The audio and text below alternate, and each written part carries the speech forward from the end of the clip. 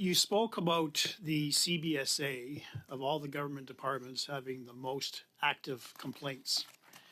Can you drill down a little bit more with respect to that analysis and that pronouncement, and specifically how many investigations is your office currently undertaking right now with respect to the ArriveCan issue?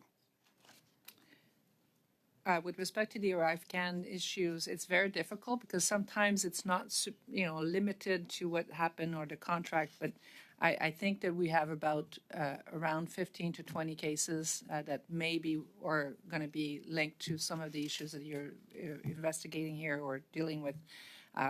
We have received 654 complaints this year against CBSA, and I still have 536 open complaints with respect to CBSA. Like I said earlier, a lot of them are with respect to immigration files because agents have found that they can ask CBSA information that they could have also asked RCC. Time, so excuse me for interrupting, but is that the ArriveCan investigations your office is working on, is that exclusively with the CBSA or other government departments? There could be others. There could be others. It could be PHAC, it could be PSPC. PSPC. Okay, or others? Yeah. Relating to ArriveCan? Yeah. Okay. Now, you in your opening statement, you expressed a deep dissatisfaction with the evidence that you have heard from the Auditor General and some of the other pieces of evidence I'm sure your office has been made privy to. The Auditor General opined that she's more concerned as to what her report does not indicate. And the highlight there is just the vast mass of missing information. We now have evidence that we have heard in various committees that there are senior executives at the CBSA who are accused of deliberately deleting upwards to 1,700 emails over a 4-year period. And the person in question just happened to be the vice president of the CBSA and the chief information officer for the government of Canada. And he apparently is the only executive at the CBSA that had issues with his email. Does that concern you from a perspective of the ambit and responsibility that you have? It's definitely a concern when we hear allegations like this.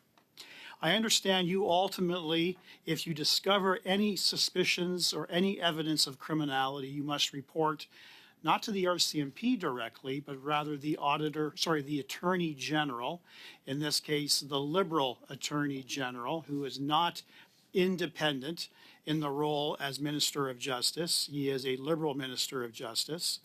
Do you think, given all the evidence that you may or may not be aware, how the Liberal team led by Prime Minister Justin Trudeau actually blocked the ability of the Auditor General to even start an assessment into the audit with respect to the ArriveScam issue?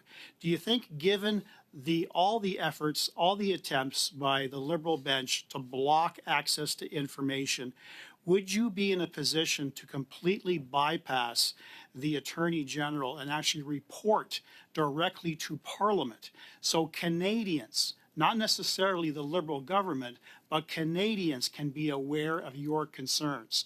Would you have the legislative authority to report to the House? I would, because I have the authority under the Access to Information Act to report on special reports if there's something of importance. So, but the referral would only be to the Attorney General, but I could definitely publicize and table a special report if I did such a referral. And are you prepared to do such a referral? I could, yes. Thank you very much.